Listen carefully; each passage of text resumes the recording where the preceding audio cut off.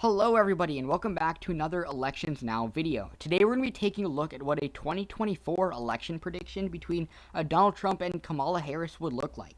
So it's important to note that in this scenario, Joe Biden doesn't run for re-election and his vice president, Kamala Harris, wins the Democratic primary and then eventually runs against former President Donald Trump within this 2024 election. It's important to note that while Trump might not run and Harris might not run, this is still a scenario that could happen if Joe Biden doesn't run for re-election and Trump decides to run in 2024. It's likely that this outcome is a lot different than the outcome you saw in the 2020 election, and I'll highlight that on the electoral map here. But before we get into what that map would look like, I want to talk about approval ratings. I want to talk about what the difference is between Kamala Harris and Joe Biden.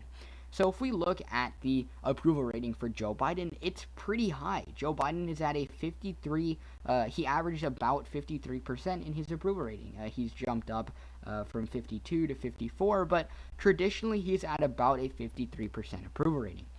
He's at about a 40.5% disapproval rating. That Joe Biden has consistently been above 50%, which means that over 50% of the population approves of the job that he's doing as president.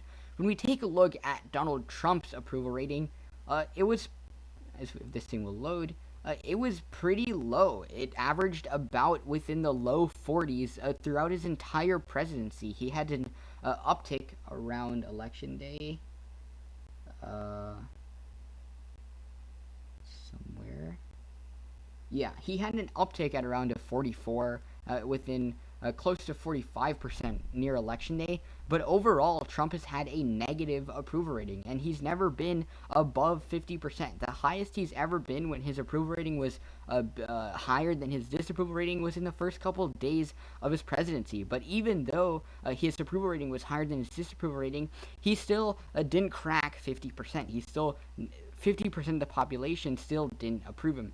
Less than 50% of the population still didn't approve of him. So it's important to note the discrepancies between Biden and Trump's approval rating. Trump is less approved of as a president, but Biden is.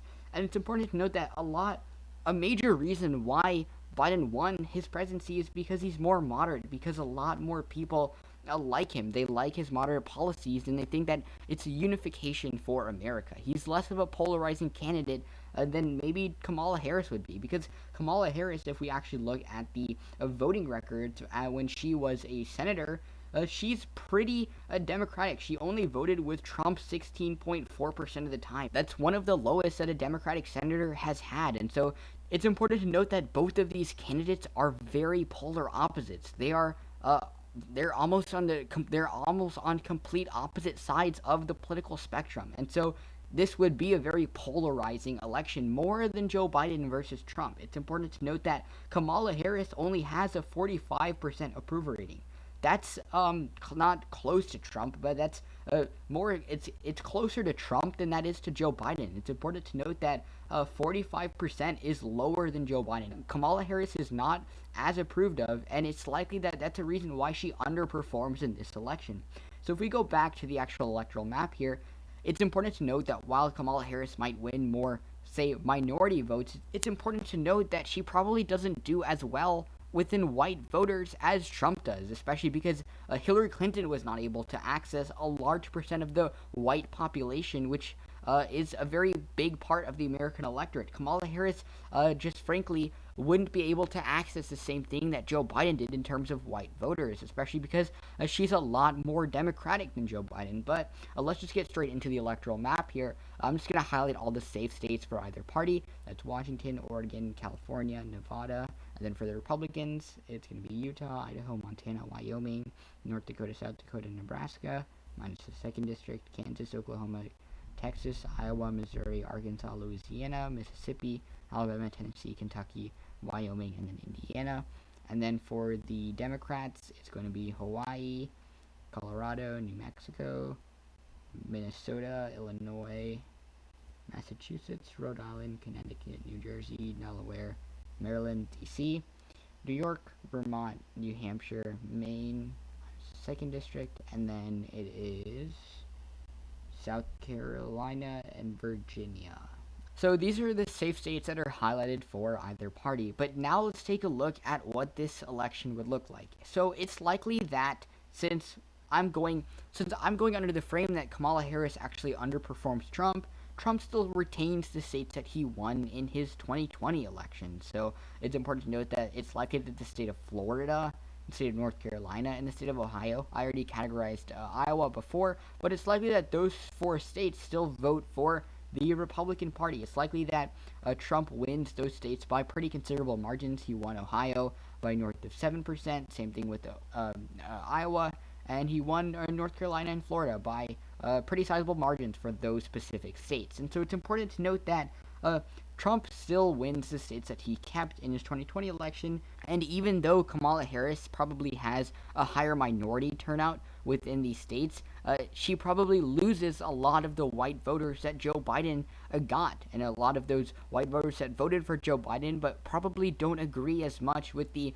more democratic ideas and policies of Kamala Harris. And so those states retain their identities, the same identities that they had in their 2020 in the 2020 election. Now I'll get to the districts. I think that main second district still goes to President Trump because in this scenario Kamala Harris underperforms him, and there's no significant change that alters the mindsets of a lot of the voters in Maine second district, which is the same thing that applies to Nebraska's second district except for the Democratic Party. There's no specific change. While I think this will be very close, and I think that Nebraska's second district will only go in the single digits. If we actually go to the actual election map here, Nebraska's second went 7% for Joe Biden. I think that it's likely that Nebraska's second district only goes by maybe 3% or 2% for Kamala Harris. I think it'll be a lot closer, but I do think that the Democratic Party retains control of the second district of Nebraska. The next states that I'm going to get into are the Rust Belt states. I think that Trump wins actually the states of Wisconsin, Pennsylvania, and Michigan. I think that Trump actually retains entire control of the Rust Belt. I mean, Kamala Harris only has a 45% approval rating, and a lot of the white voters in the Rust Belt that traditionally are centrist will vote for the Republican Party. I mean, Trump won these states. Trump won these states in 2016. I think Kamala Harris actually performs relatively the same as Hillary Clinton performed in 2016. I think that Hillary Clinton was able to garner and gain access to a lot of minority voters. A lot of minority voters turned out for Hillary Clinton, but a lot of white voters didn't. And a lot of women actually didn't turn out for Hillary Clinton because actually if you looked at the statistics, and I can pull them up in a later video, actually more women voted for Trump than they did for Hillary Clinton. And that was one of the major selling points for Hillary Clinton. She would have been one of the first women president, and I think that the Democratic Party was banking on women overwhelmingly supporting Hillary Clinton. But, you know, she was almost scandal plagued, but she just had so much political, I guess, trepidation from voters. She just had a lot of political experience that was, I guess, shady for a lot of voters. But it's important to note that a lot of white voters didn't turn out for Hillary Clinton in the same ways that they turned out for Joe Biden, even though a lot of minority voters will turn out for Kamala Harris. So it's important to note that while considering that the Rust Belt is getting more Republican, getting more conservative, because a lot of those voters are moving down south, along with the fact that Kamala Harris loses a lot of the white vote. A lot of the white vote that dictates elections in the Rust Belt. And at this point, Trump's actually already won the election. He's got 279 electoral votes to the Democratic Party's 232. So the next state that we're going to take a look at is the state of Arizona. I think that Arizona actually goes to the Republican Party.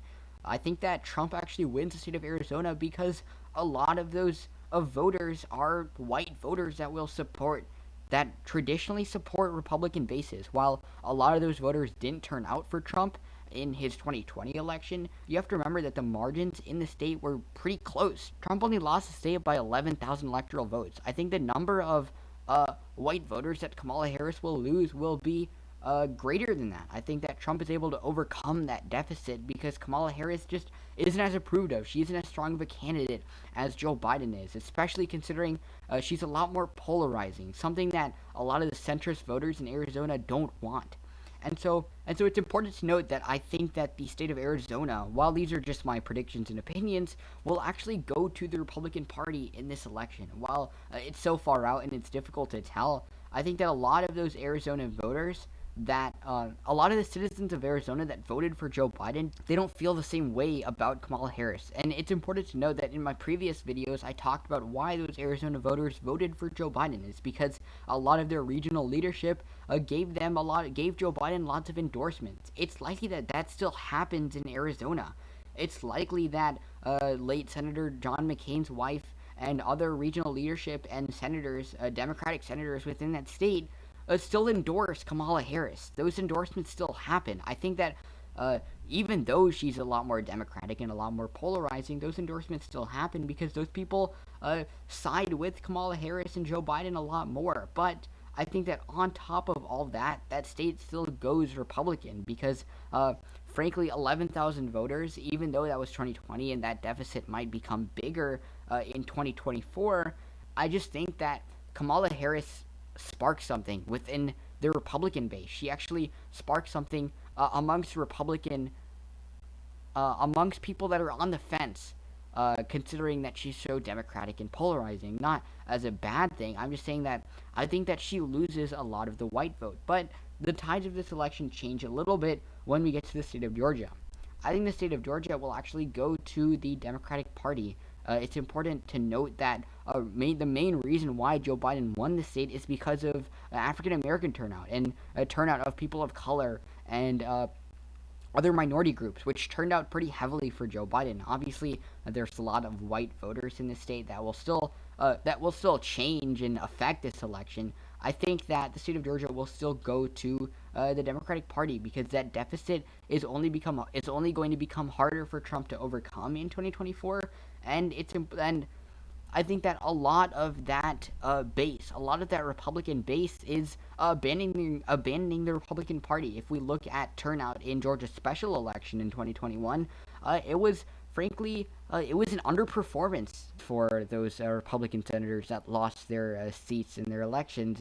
That Republican base just isn't turning out the same way that it did in previous elections because I think a lot of those people are fed up with the Republican Party and fed up with Trump's policies and ideologies, you could say. So I think that the state of Georgia, because of minority turnout, which is something that Kamala Harris would definitely overperform Joe Biden in, is what causes that state to go blue.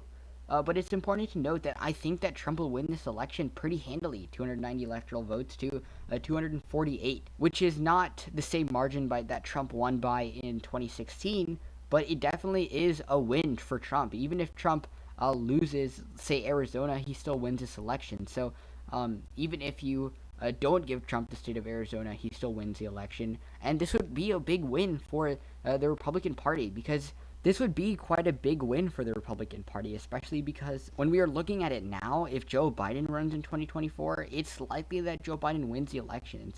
Trump would probably want Kamala Harris to be the 2024 Democratic nominee, especially because I think he has a better shot at winning an election against her.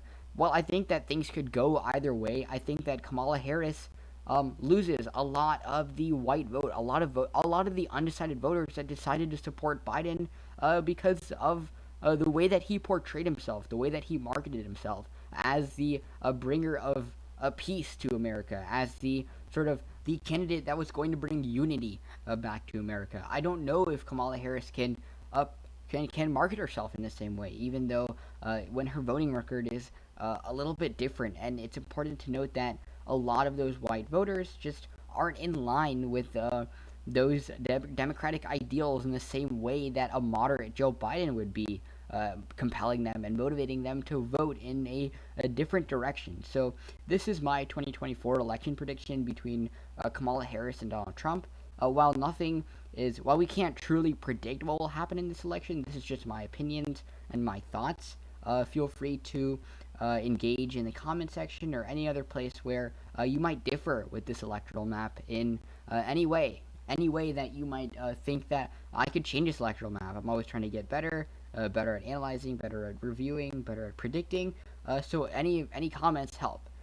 Thank you all for watching. I hope this was informative, and goodbye.